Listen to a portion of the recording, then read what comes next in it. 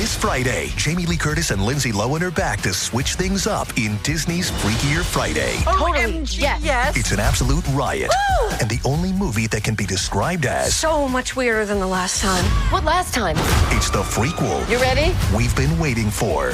That absolutely slays. What deeply out-of-touch old person came up with that? You did. Wow. Don't miss the comedy event of the summer for all ages. Disney's Freakier Friday, in theaters this Friday. Get tickets now. Rated PG. Parental guidance suggested.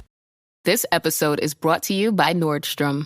Summer's almost out and fall's calling. Luckily, Nordstrom has everything you need for the season ahead, all under $100. Discover new arrivals from your favorite brands like Mango, Princess Polly, Wave, Free People, BDG, and more. Whether you're planning a last-minute getaway, heading back to class, or refreshing your office looks, you'll find the latest trends and beauty must-haves without breaking your budget. It's easy, too, with free shipping, free returns, and in-store order pickup. Shop today, in stores, and at Nordstrom.com.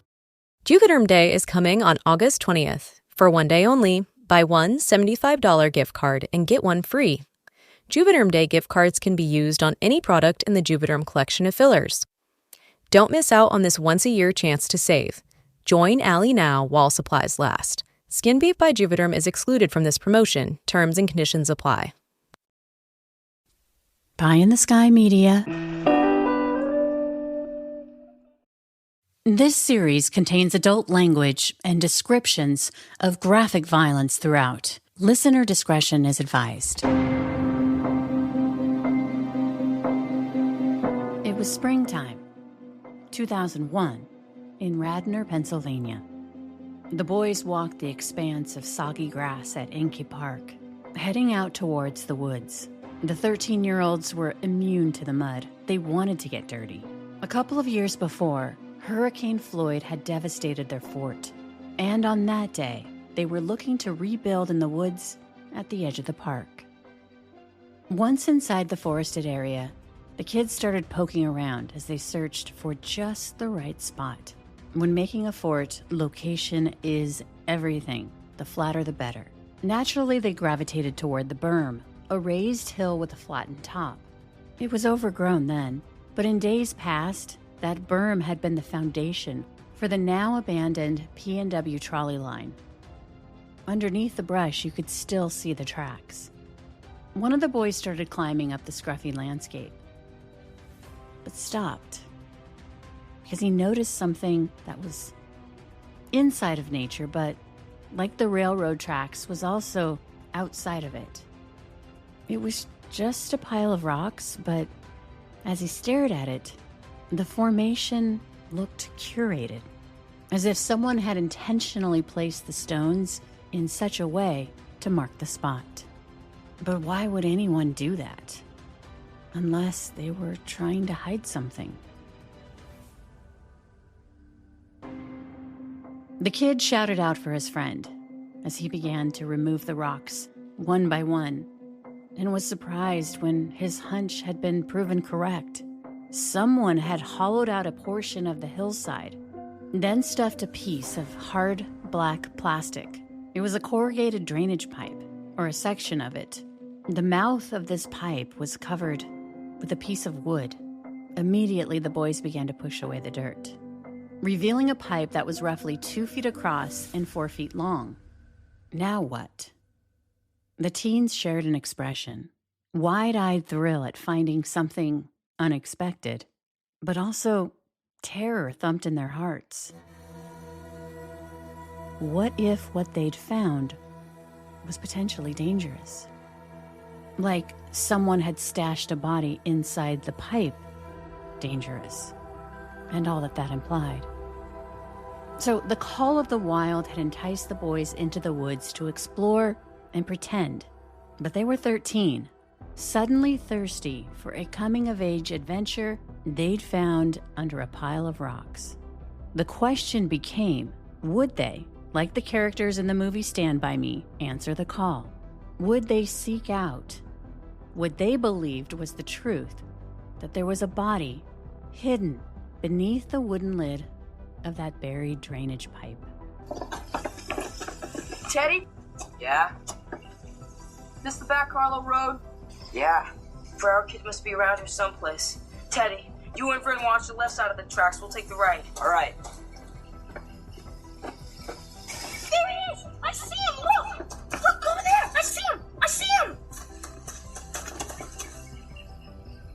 us could breathe, somewhere under those bushes was the rest of Ray Brower. The boys in the woods at Yankee Park, like the boys in the movie, answered the call. Hopped up on adrenaline and camaraderie, together, they pried open the wooden lid. Underneath, there were 2 tubes, white PVC pipes that were a few feet long and 6 inches in diameter. These tubes were capped at either end with rubber stoppers. They also pulled out a Tupperware container that had been wrapped in a plastic bag. Inside, they found newspaper articles about bank robberies, a manual for a 9mm gun, building plans, and typewritten notes. But the final thing that came out of the pipe was a garish Halloween mask. It was Freddy Krueger. The boys looked over their shoulders. Suddenly, everything had become far too real. What if the person who had buried this cash in the woods was on his way back? What if he was watching them right now?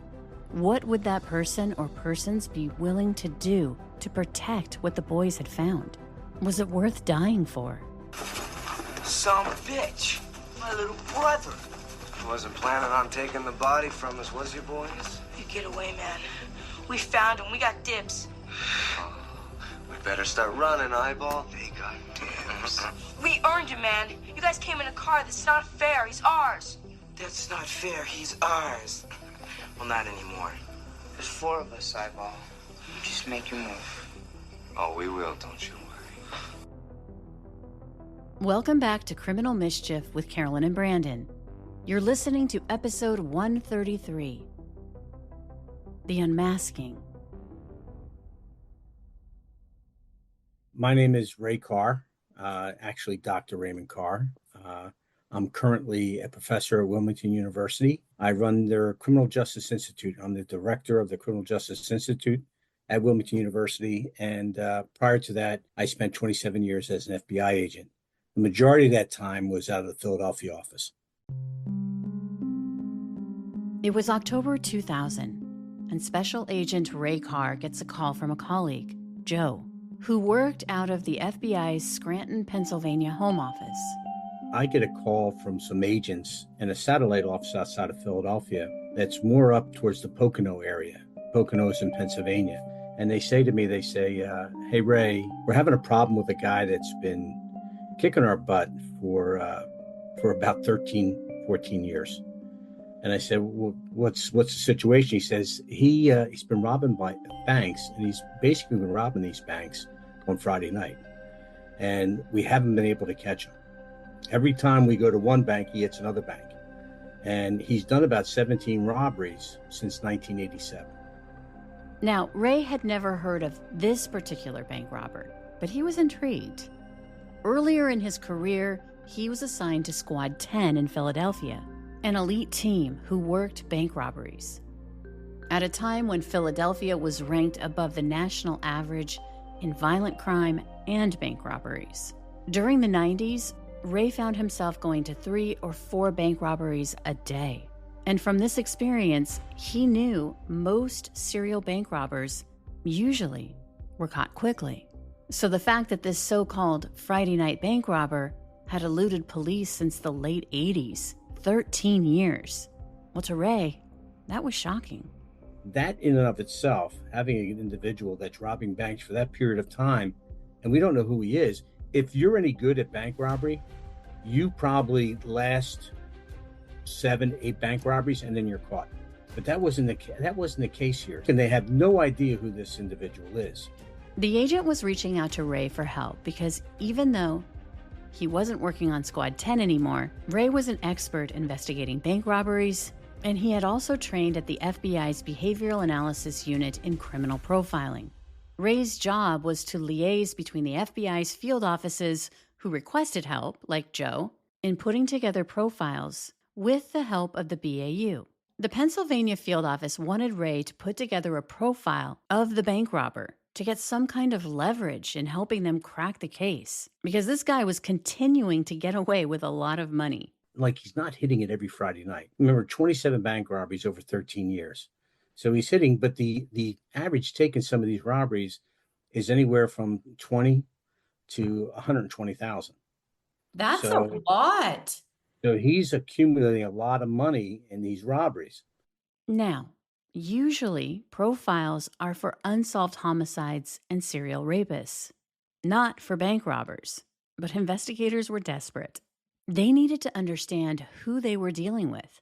And lacking physical evidence, the next best option was to get into this guy's mind. What made him tick? Hopefully, the answer to that would help them predict what he might do in the future. Did he have knowledge of the banks? Absolutely, he did. Did we know how much knowledge he had? No idea. Was there potential that he was probably surveilling the banks before he robbed them? Sure. But we just didn't know to what extent all this was going on.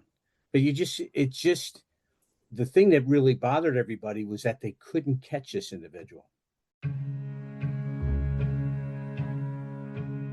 The first thing in creating a profile was getting all the facts about each robbery. Crime scene photos, investigative reports, bank layouts, victimology of the bank employees, media reports, maps, suspect information. What they did know was that based on video footage captured at the banks, they believed the Friday night bank robber was between 5'4" and 5'8". And as far as the victims, in these robberies, Ray treated the banks themselves as the victims. Why the robber chose that particular bank at that particular time. So I says, well, why don't you send me the files? So as I'm going through... And what was the radius with these bank robberies? Like, where were they taking place? Probably within a 100-mile radius of each other, kind of going around in a circle. Some of them went up into New York, into the Albany area, Albany, New York. Some came down to Scranton, some came down as far as Harrisburg. That's what we knew at the time. But one thing Ray knew right off the bat, before seeing any documents related to his robberies, he knew the Friday night bank robber was unique. We're dealing with someone that's very intelligent. He's very smart. Going through the files, Ray was able to get a better idea of who this masked man might be. What his MO was is he waited till just before closing on Friday nights, which was just before 8 o'clock, when the banks would have the most money. He would come in, he would vault over the countertop. He would try and get into the vault if he could. In some cases he did, but he would go through the drawers himself and he would pull out the money from the drawers, hop back over. He came in with a weapon. He came in clothed in baggy clothing, and a lot of times he was wearing a Halloween type mask. So sometimes he'd have on Freddy Krueger, sometimes he had on an old man mask, and he never really hurt anybody in the bank robberies. There was a couple individuals that were hit with the gun, but he was very vulgar, and the tellers were very, very traumatized. Within seconds, his bag was stuffed with cash. And then he was in the wind. There weren't even tire treads or brake lights for cops to follow. He would flee out of the bank, and then he would go into the woods, which were usually located next to the bank. So most of the banks that he's choosing aren't banks that you're thinking in the city or a small town. They always aligned with the woods. So he would use the woods to escape. So when he goes in, people would say, we never saw a car, we never saw anything. He kind of just took off. It was pretty clear that the Friday night bank robber selected banks that were near the woods for another reason. No getaway car meant there were no tire treads or brake lights to follow. It also meant he didn't have to worry about leaving behind a car for investigators to scour for forensic evidence that would connect him to a robbery. Another thing, he only robbed banks 6 months out of the year, between October and April. His full-faced masks were not only grotesque and scary, effective tools at getting control right away of the people inside the bank through fear and intimidation, but they also served the function of covering his skin. And he always wore gloves, leaving behind no fingerprints.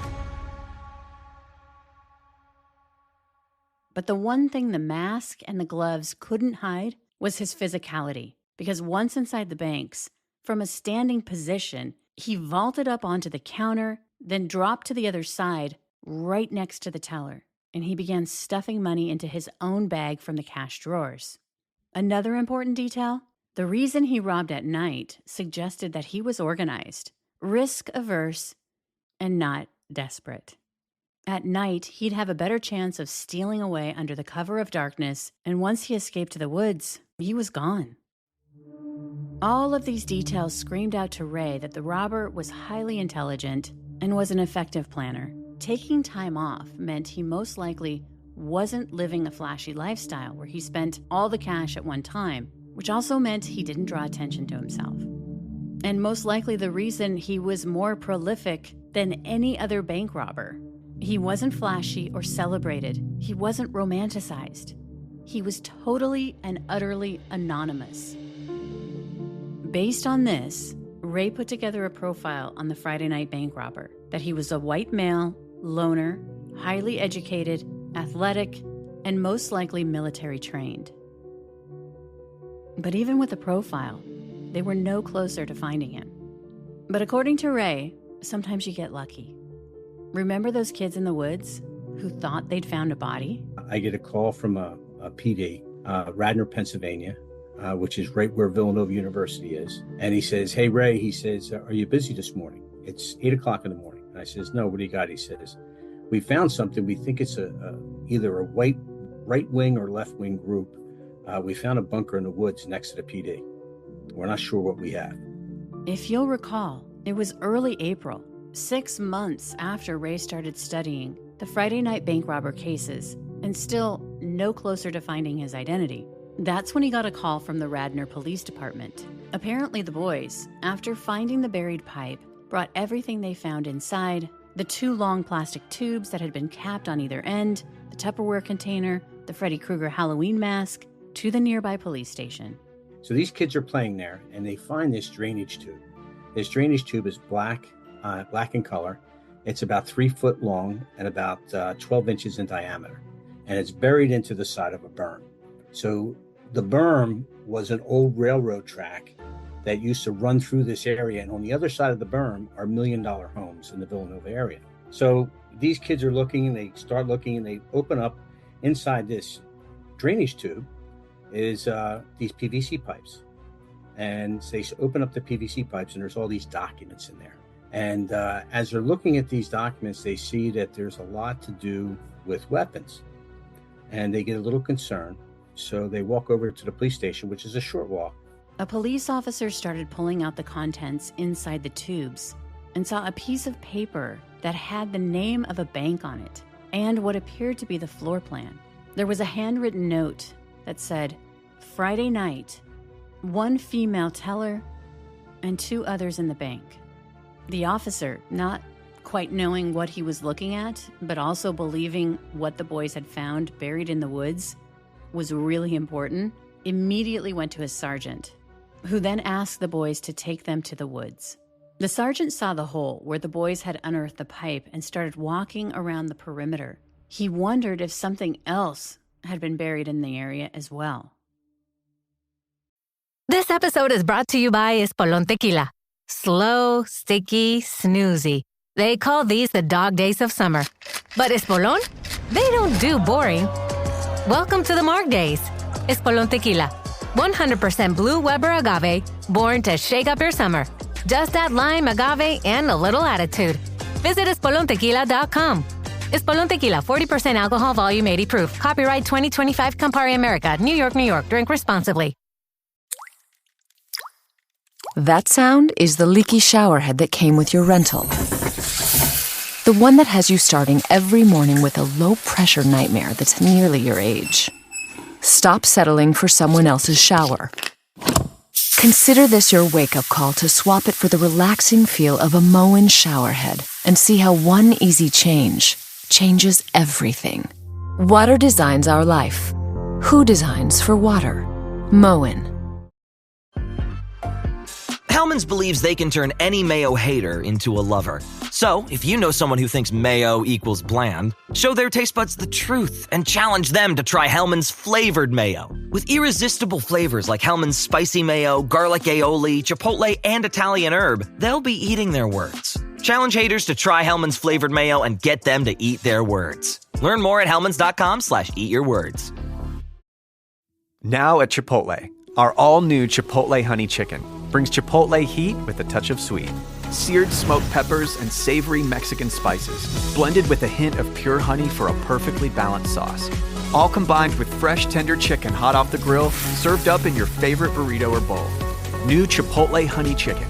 Takes heat and sweet to a whole new level. But it's only at Chipotle for a limited time. Order now in the app for pickup or delivery. Chipotle, for real. Scrutinizing the ground for clues, the sergeant honed in on another pile of rocks. Like the boys before him, he starts removing the stones, and underneath there's a 3-foot by 4-foot piece of plywood. So this individual, this police officer, was a Vietnam veteran. And he was a little guy, so he was what they called it during the Vietnam era. He was a tunnel rat, where they would send him into the Vietnam. When he was in Vietnam, they had tunnels where the Vietnamese would kind of hide, and they would send the shorter guys into these tunnels to be able to extract some of the Vietnamese. So he notices something, and he moves, and there's this piece of plywood that's covered with rocks and branches. It's pretty well disguised. And he removes these things, and as he removes it, you have a hole in the ground. But it's not just a hole, it's brick lined. Like someone took a lot of time to put this together. It's brick lined, and inside are these 5-gallon drums, ammo cans. And in these 5-gallon drums, there's weapons, there's documents, there's ammunition, there's all these different things. And they take everything and they move it back to the PD. Back at the station, they placed on a table several 5-gallon plastic containers, plastic tubes that were full of handguns, more Halloween masks, gun cleaning supplies, and ammunition cans. It was at that point, as they looked at their haul, that they realized they needed help, which prompted a call to Special Agent Ray Carr for support. They were concerned that the bunker they found buried in the park could be tied to a politically charged extremist group preparing to hit a target. Once Ray stepped foot into their war room at the Radnor PD and took in all this evidence of unknown origin other than it had been buried in a drainage pipe and the homemade brick-lined bunker, he started getting worried. So I make my way up, and they show me these containers, and some are military ammo cans. They have 6 weapons, and they have probably about 3,000 rounds of ammunition. So they rightfully think that, hey, there's someone here, that someone's preparing for something. So we don't know what's in some of the containers that are still sealed, so I have them move the containers outside until we can have them x-rayed. Ray called the FBI's evidence response team, and in short order, a contingent of agents descended upon the township of Radnor. 2 black Suburbans, followed by 2 Chevy Tahoes, drove up the curb and onto the grassy field as they headed toward the forest. Suddenly, 20 FBI agents dressed in black tactical gear were canvassing the woods, as well as officers from Radnor PD. In this affluent neighborhood, this was not something residents saw every day or even any day previous to April 3rd, 2001. For several hours, machetes, sledgehammers, chainsaws, pry bars, and shovels tore apart the hilly terrain, searching alongside bomb-sniffing dogs. After 4 hours, the area was deemed safe. No more bunkers had been located. Now investigators had to go back to the station to figure out why and who. To build the bunker and to bury the drainage pipe, you'd need tools, PVC pipes, bricks and mortar to fortify the pit, and the wooden boards. That meant the person or persons who had done this had carried all this equipment across the expanse of a huge field and into the woods. Then they'd need the time to dig the holes and do the work of building the bunker, which is why it was surmised at the busy park whoever had done this had done it at night. And then there was the weaponry. 5 large caliber guns, including an AR-15 assault rifle and an Uzi submachine gun, whose serial numbers had been ground off. There was more than 1,000 rounds of ammunition, 2 ski masks, and 8 Halloween masks. There was also gun cleaning kits and those newspaper clippings. These articles had been cut out and preserved in the PVC pipes, and they were all about bank robberies. And then there was a list of 160 banks on it from Connecticut to Virginia, along with their business hours and detailed notes related to the banks. As if the note-taker had been surveilling them, they'd made observations about customer habits from the early morning hours to closing time. And the topographic maps had demarcations of what appeared to be other bunker sites in several states, from the Philadelphia suburbs to New York. Radnor police had been worried that this stash was the work of political terrorists. But Ray, looking at the very specific books, math, statistics, maps, and karate, along with the banking information and the newspaper clippings related to robberies, it was at this point that Ray connected the two. The weapons and Halloween masks found in the cache matched the Friday night bank robber, the one he'd been investigating for 6 months. The surveillance notes matched previously robbed banks by the Friday night bank robber. When I came home that night, I said to my wife, I said, hey, I think we just cracked this bank robbery case up in Scranton. She goes, how do you know? I says, more of this guy was just buried in the ground here. I says, I just have a feeling. But to turn this from a gut feeling into actual proof, Ray would have to go through everything that had been recovered, and that would take time. And then we take everything back to the FBI office because we don't know what we have at this point. And as I start going through the documents, there's 160 banks listed. And all these banks are in the Pocono area. They're up in New York. They're in Connecticut, up in Rhode Island, as far down as Virginia. Surveillance notes on these banks. There's also a list with those lists of those banks. There's also a list of textbooks, all these statistics books and all these different types of books. There's also a list of karate studios and all these different, there's so much information in this bunker. It was exciting, but also frustrating. In all of that evidence, there were only 2 potential clues that could help identify the Friday night bank robber. The first was a Camp Hill handbook, which had been printed in the 1960s, back when Camp Hill was a juvenile correctional facility. And Camp Hill is now a state correctional facility for adults, but at the time, it was a juvenile facility. And inside of the bunker were these documents that says Camp Hill yearbooks that were located in this bunker, so I'm thinking, I said, this is our guy. But they'd have to identify a potential suspect before they could confirm if he had been an inmate at Camp Hill when he was a teenager. And another similarly interesting but also incredibly frustrating clue were those karate books found in the bunker.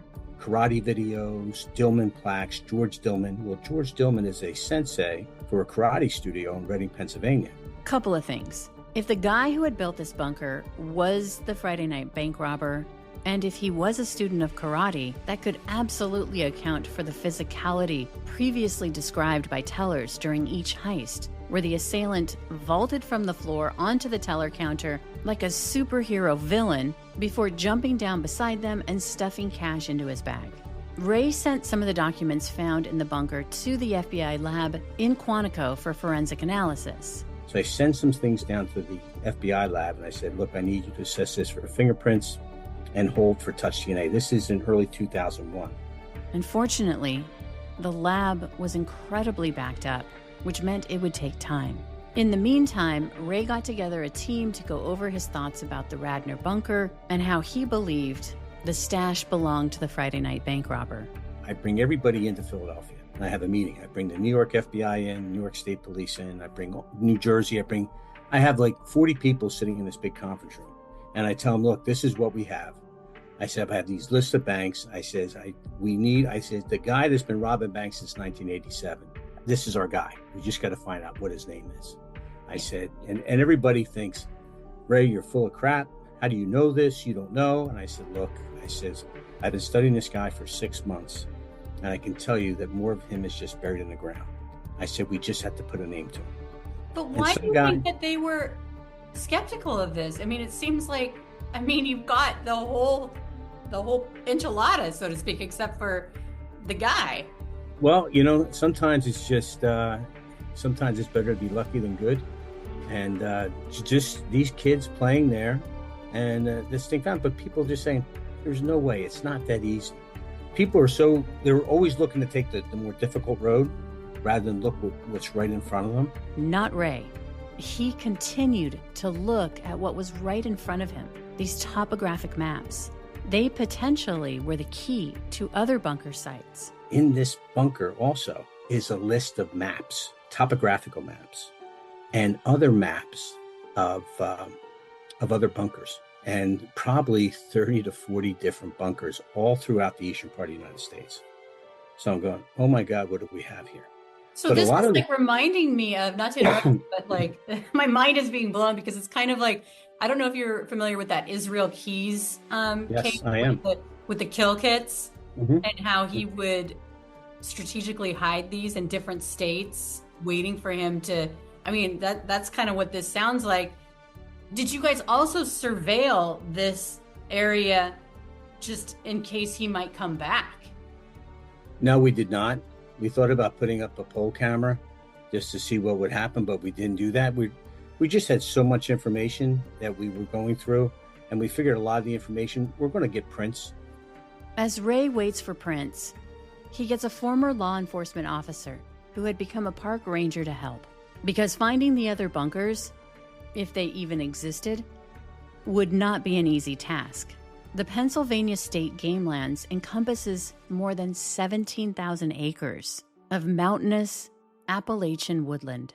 And one of the areas we wanted to look at where there was a lot of bunkers was up in the state Gamelands up in Pennsylvania, which is up in the Pocono area.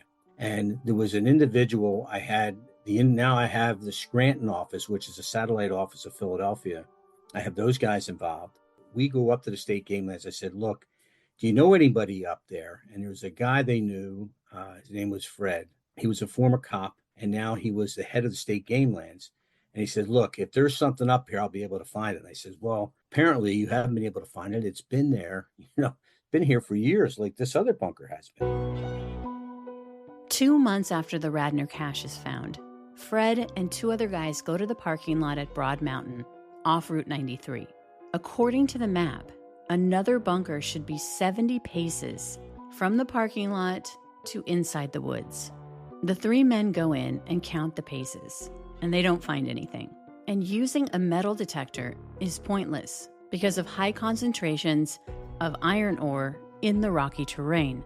As the men repeatedly count out 70 paces and still come up empty, it dawns on them that different people have different strides based on height and weight. 2 of the guys who were looking for the bunker were 6'1" and 5'9". The third guy was 5'7", but their suspect, according to bank videos, was thought to be somewhere between 5'4" and 5'8". So the men shortened their steps and found something. A wooden corner of what could be a lid to another bunker. Concerned about booby traps, a rope was fastened to the lid, and from a safe distance, it was yanked back. When nothing blew up, they walked over, and inside, there was a hole, but it was empty. But the hole itself had the telltale signs of the designer of the Radnor bunker. At one time, something had been there, but now, it was gone. It was disappointing, but the park ranger Fred was like a dog with a bone. He wasn't going to stop until he scoured the wilderness to find these other bunkers, and his determination would be rewarded. Following the maps, he was about a half mile away from that empty bunker.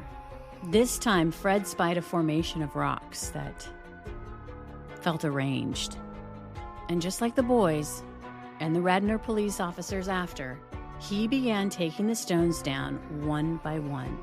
This time it wasn't a bunker, but a hole that led to a cave that went back 10 feet. Inside, somebody had reinforced its floor with rebar and concrete. One wall had a wooden rack with sections of sealed PVC pipe. The rest of the cave was packed with 12 rifles and other firearms, as well as ammunition cans, 5-gallon drums, and first aid kits. So after about a month, this guy, Fred, we find one of the bunkers, and it happens to be a cave.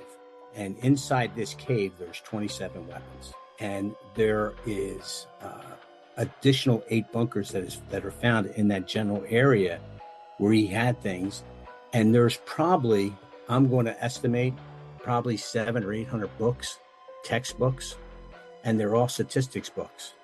In the meantime, Ray's running a parallel investigation based on those karate books found in the Radnor bunker, because the search of the cave and the other bunkers that were found also included information related to a Dillman karate studio.